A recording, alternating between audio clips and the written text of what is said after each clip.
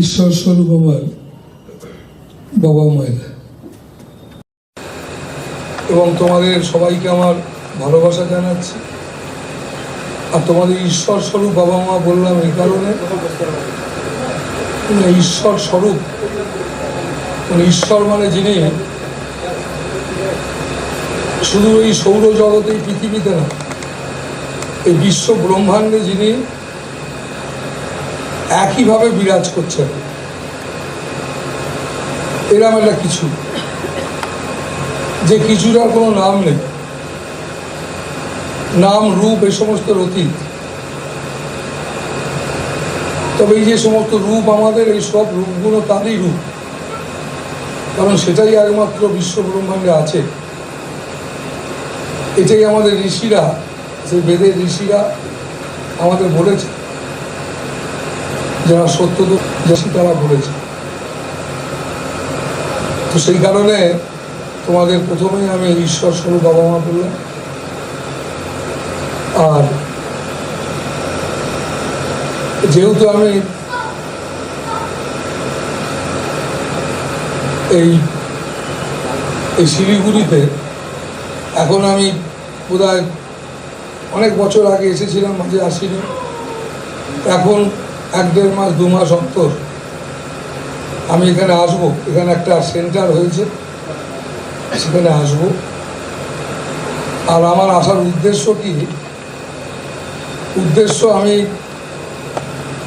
আমি পুজো পাঠ, মেডিটেশন, ধ্যান, জপ এসব ভীষণ ভালোবাসি এবং তোমরা অনেকেই ভালোবাসো। কিন্তু এইসব ব্যাপারটাই শুধু আমার বিষয় না, বা শেকড় বাকড়, তাবিজ, মাদুলি, মিরাকেল, একটা অলৌকিক তোমাকে কিছু দেখিয়ে ঘটিয়ে, এসব বিষয় না। আমার বিষয়টা হচ্ছে যেটা তোমাদের সামনে একটা সুন্দর পথ বলে দেওয়া, খুব সহজ করে সোজা করে। কেন বলে দেওয়া না? যেহেতু আমি তোমারই মতো একটি ঘর থেকে তো বেরিয়েছি, আকাশ থেকে তো আসেনি। যেহেতু ঘর থেকে বেরিয়েছি, এসে পৌঁছেছি একটা বিশ্ব ঘরে, তো সেই একটা বিশাল বড় সংসার। তো সেই কারণে আমি, তোমরা যারা আমার বসে আছো তারা সবাই আমার ঘরের লোক, বাড়ির মানুষ। এই কারণে বাড়ির মানুষ বলছি না, তোমাদের থেকে আমার কিচ্ছু নেওয়া দেওয়া নেই। প্রথমেই তোমায় বলে রাখ, তোমার সঙ্গে আমার কোনো নেওয়া দেওয়া নেই, আজকে নেই, কালকে নেই, আগামী দিনও থাকবে না। কারণ আমি তোমায় কোনোদিন এই মিরাকেল ব্যাপার তোমাকে আমি কোনোদিন ভাবাবো না, যেটা করি না। তো সেই কারণে তোমার সঙ্গে আমার দারুণ সম্পর্ক এখনো আছে, আগামী দিনও থাকবে, এটা তোমায় বলতে হবে। আর কারণ এই আদর্শে আমি বিশ্বাস করি, এবং শুধু আমি করি না, আমি তোমাকেও বিশ্বাস করাতে চাই। কারণ মাথায় রাখতে হবে যে আমাদের যারা সত্যদ্রষ্টা ঋষি, তারা আমাদের কীরকম সম্মান করেছেন দেখো। তারা বলেছেন আমরা হচ্ছি লক্ষ্মী নারায়ণ। আমাদের বলেছে বাড়ির মেয়ে মানে লক্ষ্মী, ছেলে মানে তো নারায়ণ। তা কীরকম সম্মান করেছে। তার মানে লক্ষ্মী নারায়ণ মানে এই ক্যালেন্ডারে যেরকম সেজে গুজে থাকে লক্ষ্মী বা নারায়ণ, এই ছবিটা মনে পড়ে, তা কিন্তু মনে পড়লে চলবে না। কেমন ভগবান বললি ওপর দিকে তাকানো, কেন সামনের দিকে নাই?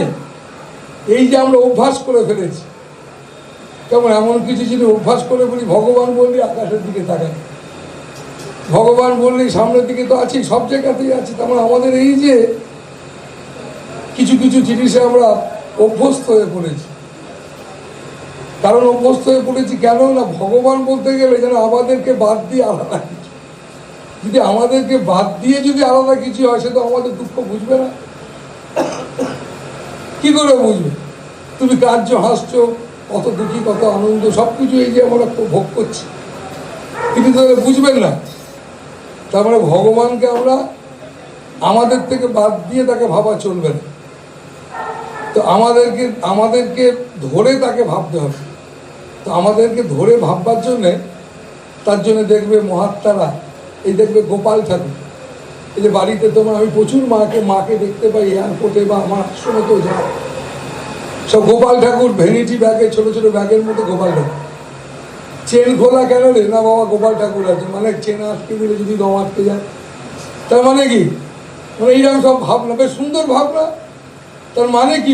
তার মানে গোপাল ঠাকুর সঙ্গে আছে, তার মানে তোমার যেন তুমি ওই গোপাল ঠাকুরের পেতলের ওইটুকুর মধ্যে সীমাবদ্ধ হয়ে যেও না। তুমি যেন সবসময় তোমার সাথে গোপাল মানে ভগবান আছেন, যাতে করে তুমি তোমার ছেলেকে খাওয়াচ্ছ, ছেলেকে ফোন করছো, হ্যাঁ খেয়েছিস কিনা, সঙ্গে সঙ্গে গোপালটাকেও খেয়াল করছো যে গোপালকে তো খাওয়াতে হবে। এই যে তুমি দুটো, নিজের ছেলে গোপাল, এই দুটোকেই তুমি করছো, ব্যালেন্স করছো। এই সমস্ত জিনিসগুলো কিন্তু খুব ভালো, শুভ। কেন শুভ? কিন্তু তুমি শুভ করতে গেলে তোমায় কিন্তু গোপাল ঠাকুরটার মধ্যে সীমাবদ্ধ হয়ে থাকলে হবে না, তোমাকে ওইটার মধ্য থেকে সেই দিব্য চেতনায় তোমাকে নিয়ে আসতে হবে, তোমাকে পরিবর্তন করতে হবে, যাতে করে সেই গোপালটা মানে যিনি ভগবান, যিনি আমার ছেলে, আমার সন্তান, ছেলে মানে তো সব থেকে, সন্তান মানে তো সব থেকে কাছের জন, সব থেকে কাছের জন তুমি। তো যদি কাছের জন যদি ভগবান হয়, যদি কাছের জন যদি ভগবান আমি যদি ভাবতে পারি, আমরা যদি করতে পারি, আর সত্যি তো সব থেকে কাছের জন যাকে ভগবান বলছি, ভগবান মানে একটু আগে বললাম যিনি অসীম অনন্ত, যিনি ছিলেন, আছেন, থাকবেন। যখন এই এই পৃথিবীর সৃষ্টি হয়নি, কিছুই ছিল না, তখনও সেটা ছিল। কেমন সেই রকম একটা দিব্য চেতনা, তাকে আমরা ভগবান বলি। সেই ভগবানের পরশ আমরা সবাই পেতে চাই। যারা সেই ভগবানের পরশ পেয়েছিল, যারা জানতে পেরেছিল, তাদেরকে আমরা রামকৃষ্ণদেব বলছি, তাদেরকে চৈতন্যদেব বলছি। এই সমস্ত মহাপুরুষ দেহধারী, দেহ ধারণ করে যারা সেই দিব্য চেতনায় যারা রাঙা হয়েছিল, তো সেই রাঙা যারা হয়েছিল, যাদের জীবনটাই সেরকম পবিত্র ভরা, তারা হচ্ছেন মহাত্মা। যাদের কাছে যারা জন্ম মৃত্যুতে বিশ্বাস করে না। হে অর্জুন, তুমি আসোনি, তুমি মরবে না, তুমি যাবে না, তুমি ছিলে, আছো, থাকবে, এটাই তো আমরা বিশ্বাস করি। এটাই তো ঋষিদের মূল কথা, আমরা ছিলাম, আছি, থাকবো। কেন কেন না, এই কারণে তারা বলতে চেয়েছিল যে দেখো আমরা বিশ্বাস করে ফেলেছি কোথায়, আমরা ভবিষ্যৎ আর অতীত এই দুটোর মধ্যেই আমরা রয়ে গেছি। আমরা দুটো নিয়েই ভাবনায় চিন্তায় ব্যস্ত। ভবিষ্যতে কি হবে আমার, আর অতীতে আমি কি করেছি, এই নিয়ে আমরা মগ্ন। এতেই ভয়ে ভীত বা যা কিছু। তো তাই ঋষিরা বললেন, আমিও তোমাদের বলছি যে না, এইসব নিয়ে ভেবো না। তাই প্রতিনিয়ত তাকে ভাবো, মানে তিনি নিত্য, তিনি সবসময় চিরবর্তমান। তাই চিরবর্তমানকে যদি তুমি সবসময় থাকতে চাও, যাতে করে তুমি সবসময় আনন্দে থাকতে চাও, কারণ তুমি প্রতিনিয়ত যেটা করছো সেটাই কিন্তু তোমার আগামী ভবিষ্যৎ। আর যেটা তুমি করছো সেটাই তুমি কিন্তু আগামী দিনের অতীত হয়ে দাঁড়াবে। এই অতীতটা যদি তোমার ভালো অতীত করতে হয়, তাই তুমি সর্বদা সর্বদা সকল সময় তাই নিজেকে সব সময়ের জন্য সজাগ রাখার চেষ্টা। সজাগ থাক। কেন সজাগ থাকবো? সজাগ থাকবো কেন? আমি এই কারণে সজাগ থাকবো না, আমি আমার চতুর্দিকটা চোখ, আমার যে যত দৃষ্টি আছে, এই দৃষ্টিটা খুলে রাখাটাই আমাদের, এটাই আমাদের ধর্ম, এটাই স্বাভাবিক। কারণ আমরা শ্রেষ্ঠ জীব। একটা বাঘকে যদি বলো তুই ওকে ছেড়ে দে, কিছু বলিস দিলে ক্ষমা করে দে, এই শব্দ ক্ষমা, এইসব শব্দগুলো শ্রেষ্ঠ জীব মানুষদেরই আছে, মানুষেরই আছে। তো সেই কারণে বাবা মায়েরা এত সহজ করে বলছি কেন, দেখো ঈশ্বর কিন্তু খুব সহজ, ঈশ্বর একদম কঠিন না। কারণ তুমি অনেক বই পড়ো, অনেক পণ্ডিত বিশাল বিশাল বই পড়েছে এই নিয়ে, আজকে সারা পৃথিবীতে অনেক পড়াশোনা করেছে। কে বেশি পড়াশোনা করেছে সেই নিয়ে ঝগড়া। কেউ বলছে কৃষ্ণের এই ওখানে জন্মেছিল, কেউ বলছে রাধা, কেউ বলছে শিব ঠাকুরের, কে ভালো বলতে পারে এই নিয়ে। এইটাই বোধহয় ধর্ম, এইটাই বোধহয় আধ্যাত্মিকতা। এই হাজার হাজার বছর ধরে ঝগড়াঝাঁটি সব চলছে। আবার তার মধ্যেই কেউ মহাত্মারা এসেছেন, তারা বলেছেন সব ছেড়ে দাও। চৈতন্য মহাপ্রভু বিশাল পণ্ডিত ছিলেন, তার কাছে কেউ শাস্ত্র জ্ঞানে কেউ জিততে পারত না। তিনি একদিন বললেন, না, এই সব জলে ফেলে দাও, দিয়ে শুধু কৃষ্ণ বলো, তাই শুধু নাম করো। নাম মানে তোমার আসল যে পরিচয়, তুমি যদি নিজেকে খুঁজে পাও, তুমি যদি নিজেকে জানবার চেষ্টা করো, তাহলে বুঝতে পারবে যে বাবা মায়েরা, যে আমি এই হাতটা পাটা এই শরীরটা নই। আমরা কি বলছি যে আমার হাত আমার পা, আমরা কেউ বলছি না আমি হাত আমি পা। তার মানে আমি হাত আমি পা না, আমার হাত আমার পা, আমার মাইক আমার ফুলদানি, আমি ফুলদানি নই, আমি একটা সবসময় আলাদা। এটা ঠিক এইভাবে শাস্ত্র বলছে। আমি মানে এই দেহ আমিটা না, এই আমিটার আসল জায়গা কোথায়? তার জন্য মানুষ যেদিনকে এই শাস্ত্রে কি বলেছে, ঋষিরা কি বলেছে, গীতায় কি বলেছে, যে তুমি নিজেকে জানো। এই নিজেকে জানা মানে এটা মানুষের জন্মগত অধিকার। তুমি নিজেকে জানবে না, তুমি বাড়ি কিনছো, গাড়ি কিনছো, বিয়ে করছো, যাই করছো, সব তুমি যাই করছো করে যাও। গেরুয়া পরে সাধু হয়ে ঘুরে বেড়াচ্ছি, লোককে জ্ঞান দিচ্ছি, সব ঠিক আছে। তুমি নিজেকে জেনেছো কিনা? তুমি কি নিজেকে জানবার পথ ধরেছো? এটাই একমাত্র তোমার জন্মগত অধিকার। আর বাদ বাকিটা কিন্তু অধিকারের মধ্যে পড়ে না। কেমন? এই জন্মগত অধিকার কি না? আমাকে নিজেকে জানা। নিজেকে জানবে কি করে? সেই নিজেকে জানার জন্যই মানুষ যারা নিজেকে জেনেছে, যদি কেউ নিজেকে জেনে থাকে তার কাছে যেতে হয়, তাকে মাস্টার বলে, তাকে সদ্গুরু বলে। যিনি নিজেকে জেনেছেন, যার মধ্যে থেকে অসংখ্য মিরাকেল শক্তি, যিনি অলৌকিক কিছু ঘটাতে পারেন, তিনি না। এরা মিরাকেল ঘটানো প্রচুর মানুষ আমাদের দেশে এসেছে। ঠাকুর রামকৃষ্ণদেব টাকা ধরলে হাত বেঁকে যেত, এইসব জিনিস বিবেকানন্দ পরখ করে দেখেছে, আরে তাই তো সত্যি সত্যি তো বেঁকে যাচ্ছে, এসব হচ্ছে।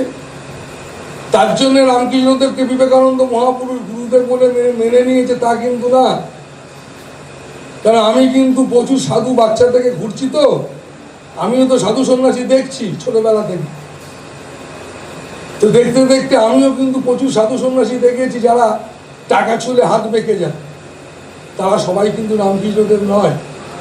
রামকৃষ্ণদেব তিনি দিব্য পুরুষ, সবাই রামকৃষ্ণদেব না। দিব্য পুরুষ, মা কালী দেখেছিল বলে দিব্য পুরুষ হয় তা না। অনেকেই মা কালী দেখেছিল, সবাই মা কালী দেখলেই সবাই রামকৃষ্ণদেব হয়ে যাবে তা কিন্তু না। আমি কিন্তু রামকৃষ্ণ মিশনের সাধু না, তার জন্য রামকৃষ্ণদেবের প্রচার করছি, বাস্তব তা না, যেটা সত্যি।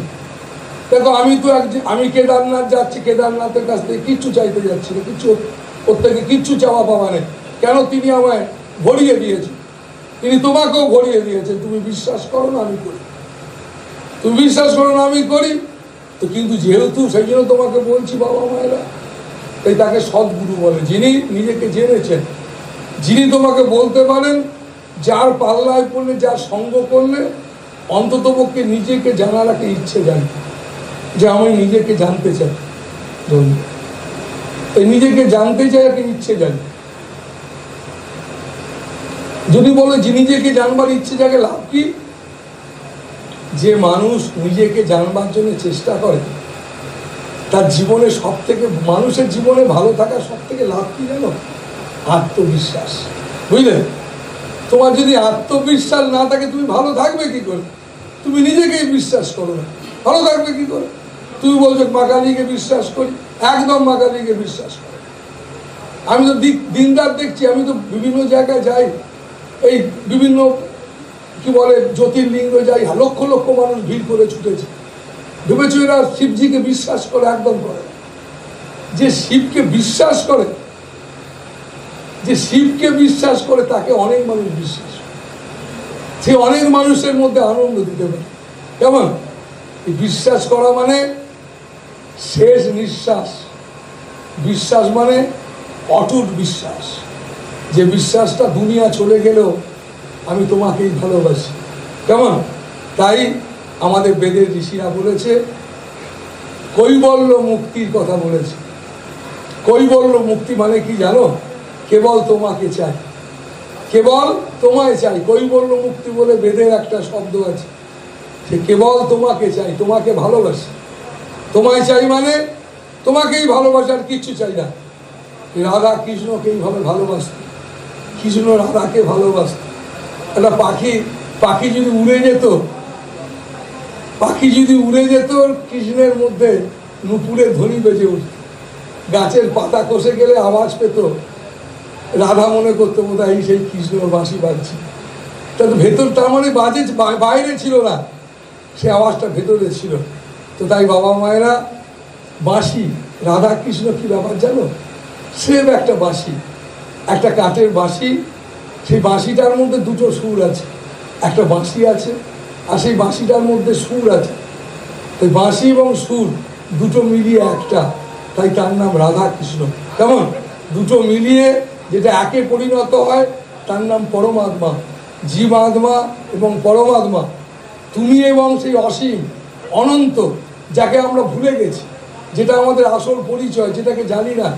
তার জন্য তোমরা শুনেছো তো গান স্বামী বিবেকানন্দের, মন চলো নিজ নিকেতনে, সংসার বিদেশে বিদেশির দেশে, ভ্রম করো মন অকারণ।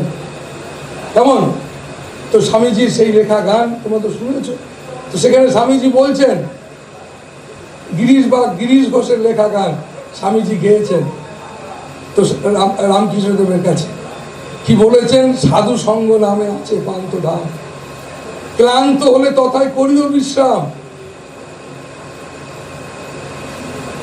ভ্রান্ত হলে শুধাইও পথ, সেপান্ত নিবাসী জনে। এই জীবন পথে এই ছেলে মেয়ে, সংসার, টাকা পয়সা, গয়না, জীবন, এই প্রতি মুহূর্তে 5 মিনিট পর তোমার একটা ফোন আসবে, তোমার থেমে যাবে সব, তুমি কিচ্ছু জানো। ফোন আসবে, তুমি আনন্দে হেসে ফেলবে, আনন্দে তুমি আত্মহারা হবে, তুমি স্তব্ধ হয়ে যাবে, কিছু জানে না, পৃথিবীর কেউ জানে না। 2 মিনিট পর সবটাই আমরা কিরকম একটা দুলদুলমান একটা তোমার ঝড়ের মুখে সন্ধ্যা প্রদীপের মতো দাঁড়িয়ে আছে। কেমন ঝড়ের মুখে সন্ধ্যা প্রদীপের মতো জীবন, এরকম একটা জীবন, এরকম একটা জায়গায় দাঁড়িয়ে আছি। তো সেই জায়গায় আত্মবিশ্বাস তো চাই। তো তাই আত্মবিশ্বাসী আমাদের হতেই হবে। তো আত্মবিশ্বাসী হওয়া মানে প্রথম কাজ, বাবা মায়েরা, আমি তোমাদের বলতে পারি, দেখো তোমাদের সঙ্গে আমার কোনো ব্যবসা, দেখো আমার কাছে যবে আমি ঘর সংসার থেকে বেরিয়েছিলাম, আমি জীবনে কোনো ভিক্ষা করিনি। ভিক্ষা করে খাবো, ভিক্ষা করে চলবে আমার, আমি এতে একদম বিশ্বাসী। কারণ আমি কোনো মতে ভিখিরি নই, ভেতর থেকে তো মোটেই নই, বাইরেও নই। কেন ভিখিরি কেন হতে যাব, পরমাত্মা আমার পিতা, তুমি আমার আপনজন, তোমাকে আপনজন বলে যখন বিশ্বাস করি, তো সেই কারণে আমায় কোনো ভিক্ষা করতে লাগেনি, এখন তো লাগেই। তো আমার কাছে তোমরা ভালোবেসে যা দাও, আগে যা দিয়েছিল তখন আমার কাছে দিত, কি করি এগুলো নিয়ে, আমি তো ব্যাংক অ্যাকাউন্ট করবো না, এসব করবো না জীবনে।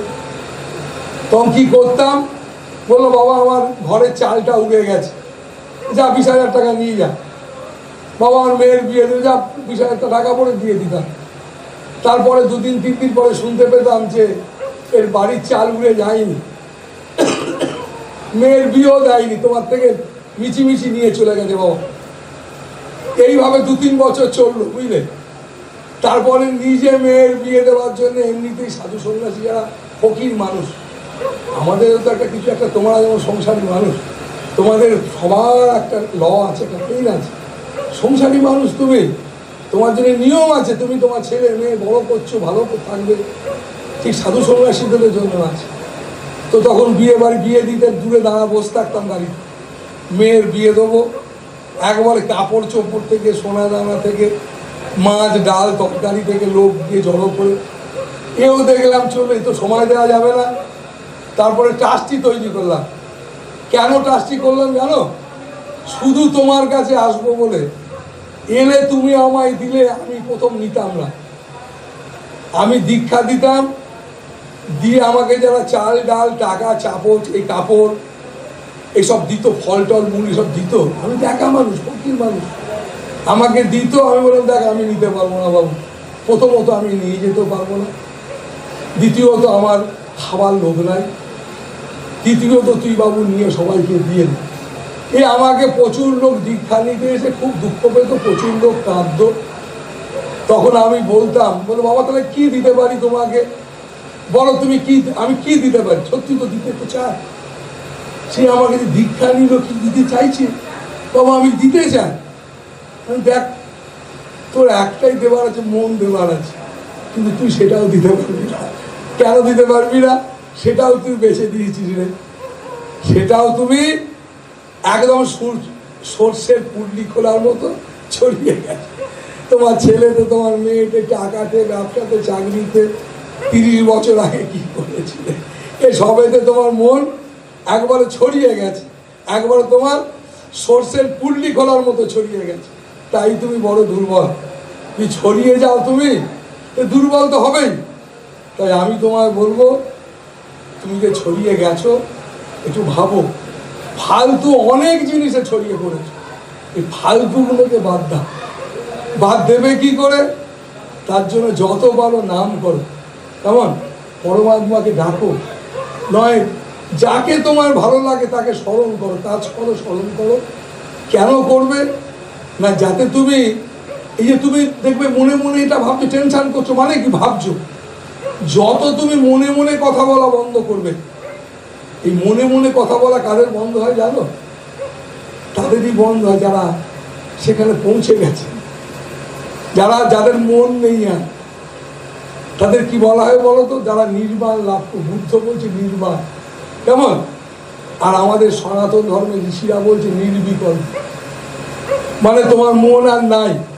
তো সেইটা তো দূরের কথা। তাই তোমরা সেদিকেই চলতে থাকো, ভালো থাকো। তাই কোনো মহাপুরুষ, কোনো ভগবান, তাদের নিয়ে কে কার থেকে বড়, কার থেকে ছোট, কেমন এইসব বই পড়াশোনা ইত্যাদি এসব নিয়ে একদম মাথা ঘামাবে না। তোমার যাকে ভালো লাগে একটাকে চেপে ধরো, তাকে হৃদয়ে রাখো, ভালোবাসো, আর তাকে তোমার সুখ দুঃখের কথা বলো। একজনের কাছে তো তোমাকে ওপেন হতে হবে, তোমার ভেতর থেকে তোমাকে তো খুলতে হবে। তুমি যদি জীবনে খুলতে না পারো, এই জীবনে এসে তুমি কার স্বামীর কাছে, ছেলের কাছে, মেয়ের কাছে তুমি খুলতেই পারলে না। তুমি যদি পুরোটা খুলতে না পারো, তো তোমার তো মহা মুশকিল। এবার খুলতে না পারলে তো হলো না। তো তাই বাবা মায়েরা জানো, দেখো মা কালী পুজো করছি আমরা, তার 4টে হাত আছে, আমরা 2টো হাতের সঙ্গে হাত মেলাতে পারছি না, বুঝলে? কেন বলছি বলো তো? একটা মানুষ আর একটা মানুষের 2টো হাতের সঙ্গে হাত মেলাতে পারছি না, আমরা কালী ঠাকুরের 4টে হাতের সঙ্গে হাত মেলাতে পারবো? তো ভাবতে হবে। আমরা 2টো হাতের সঙ্গে হাত মেলাতে পারছি না, আমরা 10টা হাত আর সঙ্গে কি করে হাত মেলাবো? তাই আমার মনে হয় না, এটাই ঋষিদের কথা, আমিও তোমাদের বলছি, খুব আনন্দে থাকো। তুমি যেটা পেয়েছো সংসারে, স্বামী স্ত্রী ছেলে মেয়ে, খুব আনন্দ করে, এটা ভীষণ আনন্দের। আমি ধন্য হয়েছি তোমায় পেয়ে, এটা প্রথম স্বীকার করো, আমি ধন্য হতে পেরেছি।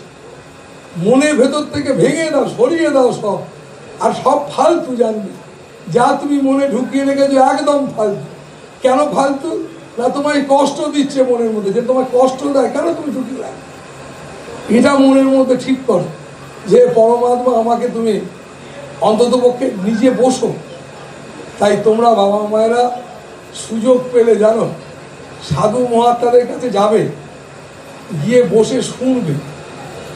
কেন শুনবে বলো তো? না তুমি শুনতে শুনতেই এত বড় হয়েছে। সব সময় জানবে কোনো ঠাকুর, আমি একটু আগে উপরে মায়েদের বলছে, কোনো ঠাকুর, কোনো দেবতা তোমায় কোনোদিন পাপ দেবে, পাপ দেবার জায়গা নেই তাদের। ওদের যিনি ভগবান, তিনি নিরাসক্ত। তিনি আমার মতো আসক্ত নাকি, যে একটু যা তা করে ফেলবো, যা তা ভেবে ফেলবো, যা তা কল্পনা করে ফেলবো, এরম ব্যাপারই না। তারা বাবা মায়ের থেকেও বাবা মা। তারা বাবা মায়েদের, এই জগৎ সংসারে বাবা মায়েদের মতো চাওয়া বাবা আছে, তাদের কোনো চাওয়া বাবার বাইরে তারা, তিনি হচ্ছেন ঈশ্বর। তো তারা কোনোদিন তোমায় সাপ দেবে, পাপ দেবে? পাপ শুধু মাথায় রাখতে হবে আমাদের, আমরা যেন অসম্মান না করি। আমি, আমার স্বামী, আমার বউ, আমার ছেলে, আমার মেয়ে, আমার বাবা মা বিরক্ত হয়ে যাচ্ছে, আমার ব্যবহারে, আমার ভাষায়। তো আমি কি করে ভাববো ভগবান আমার কথাতে সন্তুষ্ট হচ্ছে? এইটা আমি বলছি কেন বলো তো? না দেখো, আমি তোমাদের চোখে বলেছি তোমার আমার ফ্যামিলি, যেহেতু ভালোবাসি তোমায়, পরমাত্মা আমাদের সব থেকে কাছে আছে, আমার হাত পা শরীরের থেকেও কাছে আছে। আমার চোখ যেমন কাছে আছে, তোমায় দেখতে পাচ্ছি, এই চোখেরও কাছে আছে সেই পরমাত্মা যিনি ঈশ্বর, আমাদের সবাই এত কাছে আছে। তো সেই কারণে আমরা বুঝতে পারছি না কেন? না, আমরা নিজেরা বড় কঠিন হয়ে গেছি, বুঝলে? আমরা নিজেরা না বলো, নিজেদেরকে কঠিন করে ফেলেছি। এই কঠিন যত হয়েছি আমরা সরল হতে পারি। এই সরল না হওয়ার জন্য আমাদের সত্যি আমাদের ভালোবাসার জায়গা, যেখানে আমাদের সব থেকে বড় সম্পদ আমাদের ছেলে মেয়ে। দেখো, তোমরা যদি বাবা মায়েরা তোমরা যদি সম্পদটাকে ধরে রাখতে পারো, তোমার ছেলে মেয়েদের বলতে হবে না, তারাও তোমার পরশে নিশ্চিত পাবে। এটা বই পড়ে হয় না। বই পড়ে কি আর ভালোবাসা, প্রেম ভালোবাসা হয়? বই পড়ে কি আর ছেলে মেয়েরা বাবা মাকে ভালোবাসতে শেখে? বই পড়ে কি আর কর্তব্য করা যায় একটা মানুষের সঙ্গে মানুষের? এসব হয় না। বই পড়ে কেন? অনেক জানতে, অনেক শিখতে, সেটা বইয়ের থেকে শেখা যায়, জানা যায়। কিন্তু এটা কিন্তু ঘটনা, একটা মানুষ আর একটা মানুষের পাশে বসা, এটা কিন্তু বই পড়ে হয় না। এটা আমি একবারে তোমায় বলতে পারি। এটা আমি নিজে এই সমাজে সংসারে ঘুরে ঘুরে দেখছি। যে ইউনিভার্সিটিতে বিদেশ থেকে পাশ করে এসেছে অল্প পরে, আমি তোমাকে 2-4 মাসের কথা বলছি, ভালোবেসে বিয়ে করেছিস, ঝগড়া করছে, বারান্দায় চলে এসছে ঝগড়া। তো আমার কাছে এরকম প্রবচন কেউ বলেছে, চ মহারাজের প্রবচন শুনবি, শুনে যদি তোর কিছু হয়। তো আমার কথা শুনতে এসে আমার কাছে এসে মনে করেছে যে আপনি আমার সমাধান করে দিতে পারেন। আমি একটু ভিড়ের মধ্যেই ছিল, আমি পরের বার ঠিক আছে এখনই তোকে বলি, বাড়িতে গিয়ে আগে প্রথমে এটা করো, দুজনে বসে আগে ঠিক করো তোমরা কে কাকে ভালোবাসো, কোনটাকে ভালোবাসো, কথাটাকে ভালোবাসো, রূপটাকে ভালোবাসো, টাকা পয়সাকে ভালোবাসো, এত পড়াশোনা করেছে কোনটা ভালোবাসো, এটাই ঠিক করতে পারোনি কোনটা ভালোবাসো। তো সেই কারণে আমাকে ঠিক মাসখানেক পরে আমাকে এসে বলছে, মহারাজ, আমি দেখতাম ওই মাসখানেকের মধ্যে না ওরা দুজনে সুযোগ পেলে আমার আশ্রমে চলে আসত, আমি দূর থেকে দেখতাম। আমাকে মাসখানেক পরে বলছে, মহারাজ, এই 12-14 বছরের ছেলেপুলেও হয়নি, অশান্তি ছেলেপুলে কি হয়? তো আমি বললাম, দেখ, তোরা অশান্তি চাইছিস, তুমি অশান্তি চাইছো, তুমি ভালো থাকবে কি করে? তুমি ভগবানও ডাকছো, তুমি চাইছো তো অশান্তি। তো ভগবান যদি তুমি ডাকো, তো ভগবান তো শান্তির জন্য ডাকবে। তোমার কনসেপ্টটাই ঠিক নেই, ধারণা ঠিক নেই। তাই অবশ্যই তুমি সুযোগ পেলেই সাধু মহাত্মাদের কাছে যাবে, শুনতে লাগবে। তুমি যত শুনবে না, তোমার ভেতরটা দেখবে আস্তে ভাবতে শুরু হবে। ওরে ভাবনাটাও শিখতে হবে, কেমন ভাবনাও শিখতে হবে।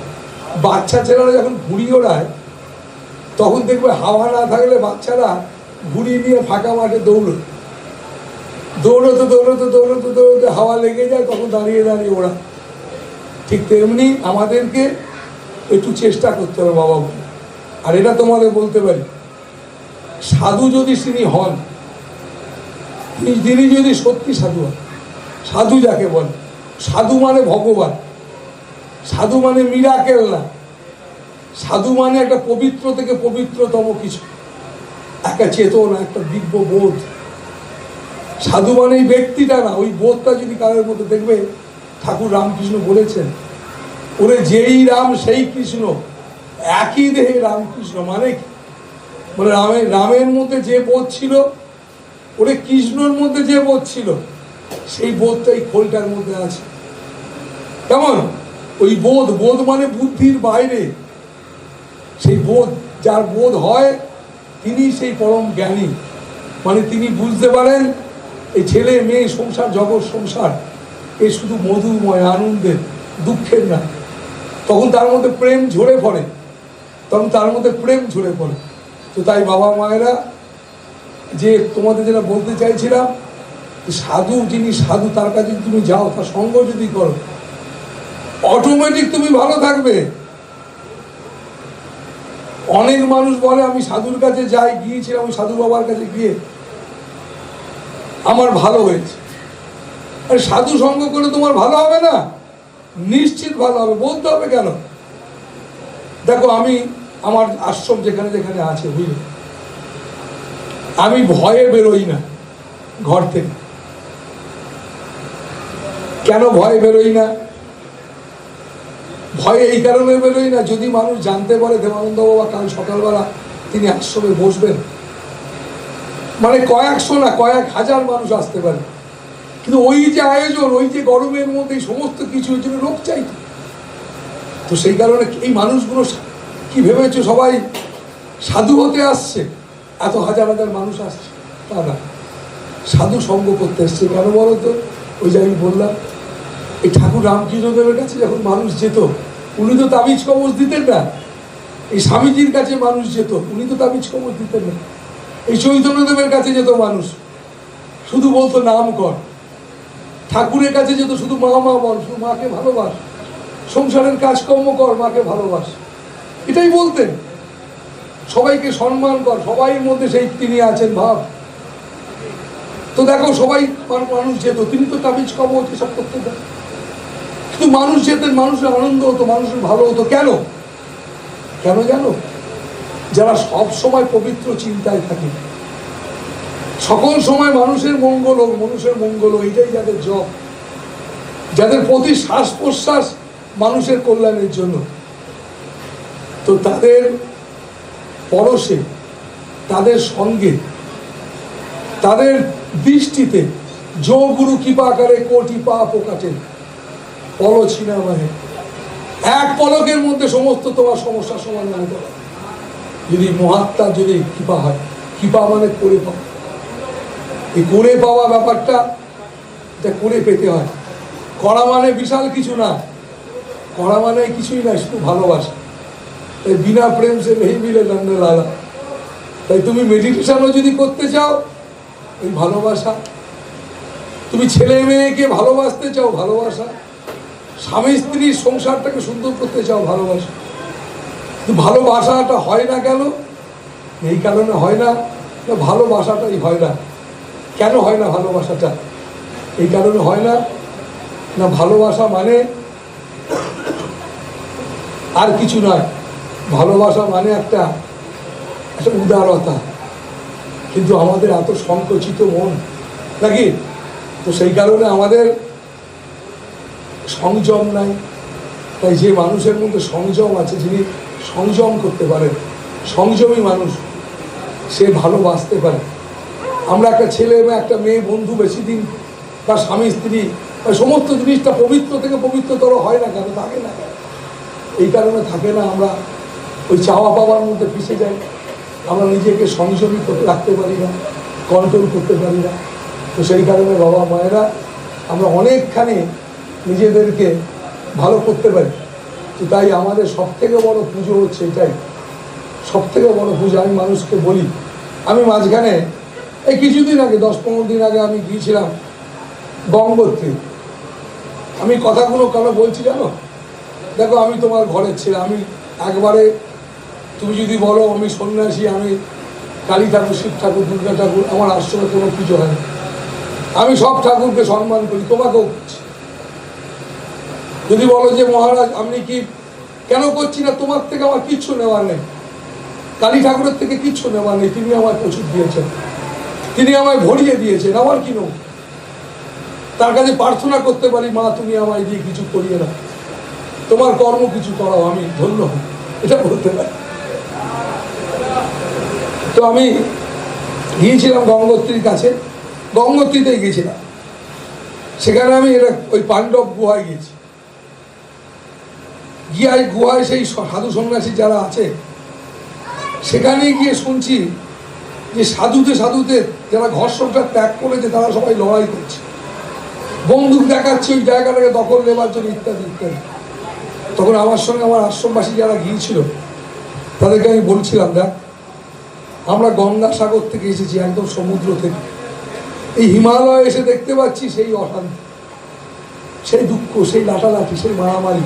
কারণটা কি না? কারণটা এইটাই, আমরা খুব বাঁচতে চাই না, আমরা খুব সত্যি ভালো থাকতে চাই। কেন ভালো থাকতে চাই না বলে, চাই না বলেই আমরা আমরা এরকম আমাদের দুর্দশা। তাই বাবা মায়েরা আজকে সকালেও বলেছি, এখনো বলছি, এই আত্মবিশ্বাস চাই। আর ভয়ই আমাদের জীবনের অনেকখানি আনন্দ কেড়ে নিচ্ছে। আর একটা ওই হারিয়ে যাওয়ার ভয়, প্রতি মুহূর্তে মানুষকে এই হারিয়ে যাওয়ার ভয় মানুষকে কষ্ট দিচ্ছে। তো তাই তোমাকে আমি বলবো বাবা মায়েরা, যতদিন বাঁচবে জানো, প্রার্থনা করবে তার চরণে।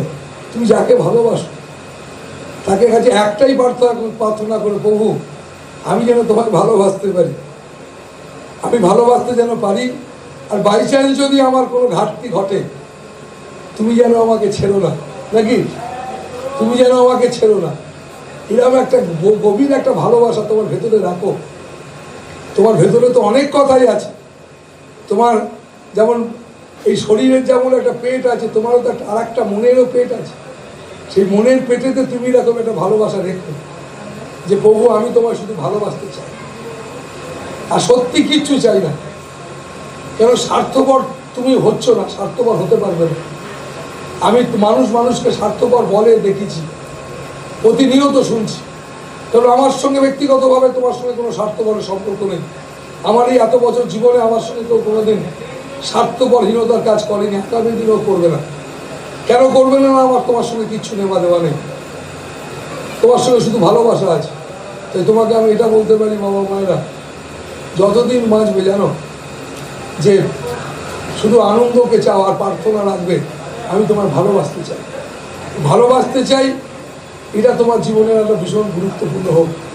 আর তুমি যেন আমাকে ধরে রেখো, নাকি এইটা মনের মধ্যে রেখো। তুমি কালী ঠাকুরের ভক্ত হও, শিব ঠাকুরের ভক্ত হও, এবং তুমি যদি আমায় প্রশ্ন করো মহারাজ গীতা আপনি পড়েছেন কিনা, আমি গীতা পড়িনি।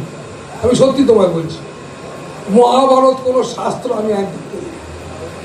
কেন পড়িনি বলো তো? না, আমি জেনেছি পড়া দরকার ছিল, পড়া দরকার হয়তো আছে, আমি দেখেছি আমার হয়তো দরকার নেই। আমি একটা অন্য একটা বিষয় নিয়ে কথা বলি মানুষকে, কিন্তু মানুষের পড়ার দরকার, জানার দরকার আছে। তো যে বিষয়টা আমি বলছি সেই বিষয়টা পড়া দিয়ে হয় না। আমি যে বিষয়টা বলছি সেই বিষয়টা কিন্তু পড়া দিয়ে হয় না। ঠাকুর রামকৃষ্ণ ভারী সুন্দর বলেছেন, গীতা মানে কি জানিস? গীতা গীতা গীতা গীতা গীতা গীতা গীতা গীতা গীতা বললে ত্যাগী ত্যাগী হয়। গীতা গীতা গীতা মানে ত্যাগী, ত্যাগীটা হচ্ছে আসল গীতা। ত্যাগী মানে একটা সাবান নয় যে মাগলে ঠিক হয়ে যাবে, ত্যাগী মানে আর কিছুই নয়। ত্যাগী মানে সবটাই তোমার, তোমার এই দুনিয়ায় তুমি আমাকে মালিক বানিয়েছো আর কিছু না, শুধু তোমার যে আমার যে কর্ম, সেই কর্মটা যেন ভালো করতে পারি সেটা দেখবার জন্য। তুই কি পারিস নাকি আমি তোকে যে কর্ম দিলাম এই কর্মটা ঠিক ঠিক করতে পারিস কিনা তুমি দেখছো বসে বসে। তো তাই বাবা মায়েরা আমরা খুব আনন্দে থাকবো, ভালো থাকবো, আর প্রার্থনা করবো একটাই, তুমি যেন আমাকে ধরে রেখো। কেমন? এই কথা বলে আজকের আমার কথা বলা, অনেকক্ষণ কথা বললাম। ভালো থাকবো বাবা।